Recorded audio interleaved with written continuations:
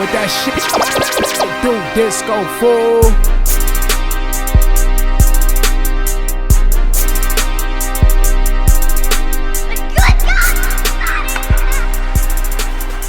WWE's Backlash event in Puerto Rico did that tonight. This is King Leo P with NDS, and here are your results. Opening the show to one of the hottest crowds seen directly after WrestleMania was the challenge for the Raw Women's title on SmackDown between Io Sky and Bianca Belair.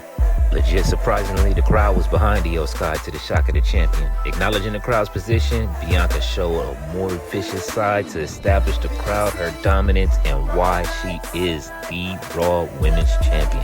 Io fought back and showed she was up to the challenge. The crowd on the edge of their seat was electric with every fall when Io had her chances to win. After a run-in by Damage Control and a kick from Dakota Kai, Io went to the top rope for a moonsault. But Bayley pulled Bianca's ponytail, distracting the referee, causing Io to miss and Bianca to hit the KOD and retain as the Raw Women's Champion on SmackDown. Next was Seth Rollins versus Omos, which saw Omos honestly have one of the best matches to date, showing his strength and more moves in his arsenal. But it only proved to show Seth's point in the end. Seth, meanwhile, had that electric crowd behind him while he tried multiple finishers, with Omos himself kicking out of multiple finishers. It took Seth to drop a stunt from the top rope to put the Giant down for the 3 count, which gave Seth freaking Rollins the 1, 2, and the 3.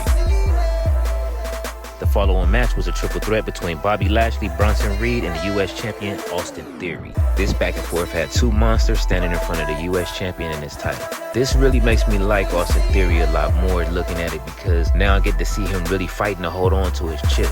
Bronson Reed finally getting a chance to showcase his talent since getting called up, went all out, even showcasing his moonsault. It wasn't enough. Even 2 monsters couldn't stop the craftiness that's now becoming more like well-executed strategy by the winner and still U.S. champion, Austin Theory. A still endless, energetic crowd that I have to say kept me hyped the last 2 days went crazy for the LWO Zelina Vega, who technically is still last year's Queen of the Ring, and rightfully should be the first person to challenge Rhea Ripley for the title. Zelina came out as always dressed to impress when she opened her robe to display her Puerto Rican flag. Crowd erupted, their cheers being accepted by an emotional Zelina Vega. Zelina fought her best with the crowd behind her and an assist from her mom with the chancla being tossed to her. A sometimes stunned Rhea Ripley, frustrated to seal a for sure victory, went for a riptide but was countered with a DDT followed by a 619 into a Matoria. The crowd got excited on the edge of their seats, only for Rhea to hit a powerful riptide for the 1, 2, and 3. Still SmackDown Women's Champion on Raw, Rhea Ripley. The next match was the first of a double main event, which had Bad Bunny fight Damian Priest in a San Juan street fight. Priest and Bad Bunny deserve props for giving it as much energy as they did with every strike, move, and weapon that was used in the match. Bad Bunny had the crowd behind him, and Priest was there to punish him for it. Both men injuring each other, Priest putting Bunny through some equipment, Bad Bunny returning it with a figure 4, even almost securing the victory until Dominic Mysterio and Finn Balor made their way down to the ring, which was legal by the way due to street fight rules. They swarmed Dominic. It was like hyenas on fresh meat. Coming to the aid of Bad Bunny was the LWO. Then Carlito's theme hits. The crowd goes crazy. He helps the LWO clean house, leaving Dominic and Finn to retreat only to get cornered by the LWO. Finn tried to leave Dominic to fend for himself, only to run into none other than Savio Vega. Once again, the crowd went crazy. Savio beats down Finn, and Bad Bunny handles the 1, 2, 3 in the ring on Priest. The LWO and legend Savio Vega and Carlitos celebrate with Bad Bunny in the ring. Next up was a trio tag match with the Usos and Solo versus Kevin Owens, Sami Zayn, and Matt Riddle. This match had a good chemistry that we've been able to see from the Usos and KO and Sami Zayn for quite some time.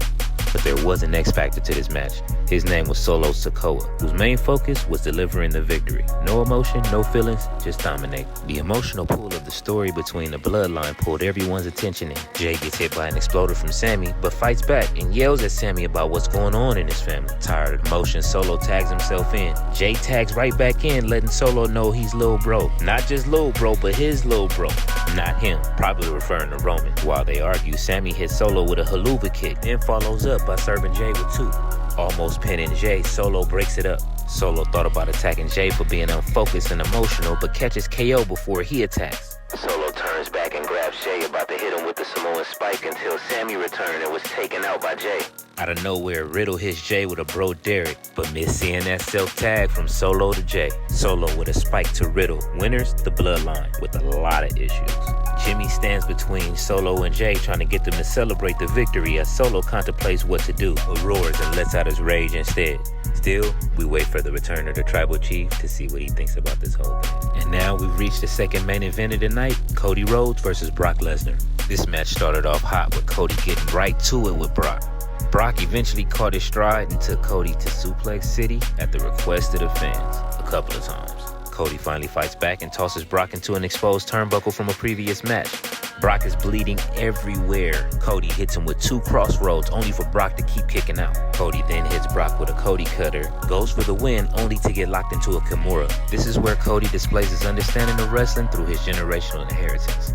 He took it back to Olympic wrestling for the roll-up reversal pin while locked in a Kimura. Technically, that's a clean win over Brock Lesnar, but you gotta count the fact that he hit that exposed turnbuckle.